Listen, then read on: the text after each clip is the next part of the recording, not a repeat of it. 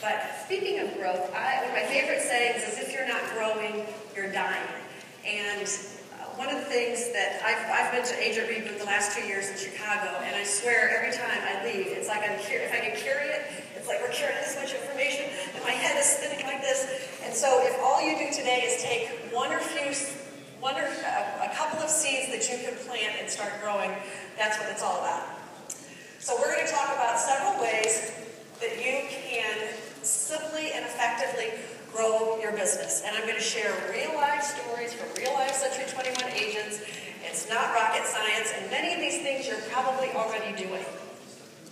So the first story is about a Century 21 agent. She is with, I got to make sure that I've got my notes real quick, Christine Musto. She's with Century 21 All Islands in Hawaii, and she's a great blogger. And the reason why she's great is because she combines her love of soccer, which, by the way, we sponsored the men and women's U.S. soccer teams this year, and business in her blog.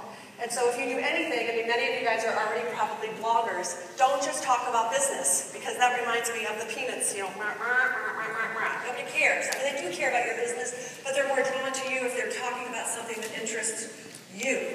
So, whether you climb mountains, you ride bikes, you're a great cook, you garden, you redo, you know, you're an interior designer, whatever it is that you're passionate about, bring that into your blogs. A couple of the things to keep in mind is keep it appropriate, and also don't talk about things like religion and politics, which most of you guys already know that. Make sure the bottom of your blog connects to your social networks, and also make sure that I can share it if I'm reading your blog. I can tweet it, I can put it on my LinkedIn profile, I can like it on Facebook. Also, I happen to like blogs just because they are around much longer. So I wrote a blog a couple years ago, and people are still reading it, so it's out there forever.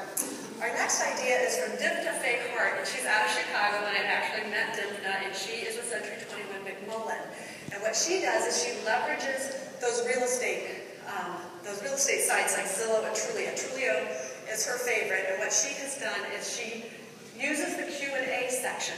So before she does the Q&A section, she makes sure that her entire bio is filled out. Meaning, put the whole resume out there, all the awards you've won, recommendations, all of her listings are there. So she has a complete and full bio. And then she looks to see if there's questions that she can answer. And actually, she got a referral from somebody across the country. It was a mortgage banker who posted a question, and she got the referral because she was the first person who answered the question. She's been so successful that she was written up in the Chicago Tribune, and she says that it's grown her business about 25% since before she started using these sites. I also wanted to make a plug for LinkedIn, because for folks that are not in the real estate industry, they may not know to go to Zillow or Trulia.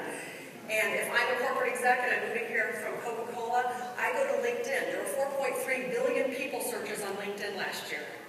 So it's where professionals go to find professionals. It's where the media goes. If I want to interview somebody who does REO business in my hometown, I'm going to go to LinkedIn. Again, make sure the bio is filled out. Make sure you have recommendations. Make sure you have connections. And make sure you're answering questions. Philanthropy. Our number 3 idea is philanthropy. Why is this important? Because people want to do business with people that are doing good things, right? 85% of Americans have a more positive image of companies that support a cause they care about. 83% of companies sure wish that the products that they were buying that company was supporting a nonprofit. And then 80% of consumers, get this, would choose another brand because they were supporting a franchise or different agent. For instance, if I got Agent Bob and Agent Sue, and Agent Sue gives a percentage of her commission to the Kidney Foundation, they're both qualified. I like her. I like that she's doing that. So keep that in mind. Century 21, Easter Seals is our official charity. So here are some ideas that you can do. Bartender for a day. Tom Gallagher, Century 21 American Homes in New York, what he does is he goes to the local bar, he bartends for about 3 or 4 hours, and all the tips that he makes, he donates to Easter Seals. And in fact, this week I went to one of these on Monday night. A friend of mine was doing something for a shelter, and not only did they donate the tips, but they took 20% of the food bill and they donated it to the charity. So the bar loves this because you're bringing all kinds of business, and this was a Monday night, so it was crazy packed. It feels good for the community because you're bringing in all kinds of people. It's a networking event and people love it. So try a bartender for a day, go talk to your local restaurant. A couple of other philanthropy ideas. If you guys are a notary public, this is so easy. You get a couple bucks, just pitch it into some kind of a charity. We have an agent that does this with Easter sales. Just anything that she makes, she gives to Easter sales. Okay, our number 4 idea is mobile apps. We've been hearing about searches on mobile devices more than ever. One of our companies, Century 21 Beachside, encourages all of their agents to download the Century 21 mobile app, either to their iPhone or their iPad. And I'm talking really fast because I've got a limited amount of time. Anyway, what they do, one of the agents at her open houses, she has the iPad with her, with the app. You know, and normally at an open house, what happens? People walk around and say, "Oh, okay, lovely, bye-bye," and they're running out of the house and you're trying to get their, their name and their email address. Well, what she does is she'll have the iPad app. She's already downloaded all the houses and the other houses that are in the marketplace and grabs them as they're walking out the door and says, "Hey, hold on a minute, before you head out the door, I've got all of the houses that are for sale in this market if you'd like to check it out."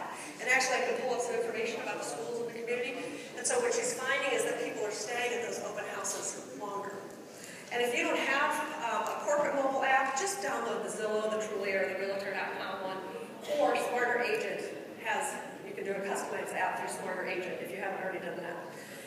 And finally, support your local teams. Again, we got to leverage the whole U.S. men and women's soccer, so we had a lot of folks that would partner with a local, like YMCA, and they would have tables and sponsorships and give away tchotchkes and that kind of thing. Other ideas are, even if it's Jim Smith sells real estate, do the t-shirts for the kids or do the pizza party at the end of the year. So those are all things that any one of you can do. So, thank you for letting me share a few ideas. I know I was a fire hose of information, but the stories that I shared are from successful agents. And the number one thing I hear from agents and brokers is, "Are you kidding me? I don't have enough time." Jessica Fahart, I met her 3 years ago. She's like, "I don't have time for this. It's sucking up all my time." Well, she just slowly planted seeds and it grew for her. You're not going to get a $500,000 deal in 30 days after you start a walk or whatever, right? You have to keep at it. Pick 1 or 2 things that fit for you and have fun. Thank you all for your time.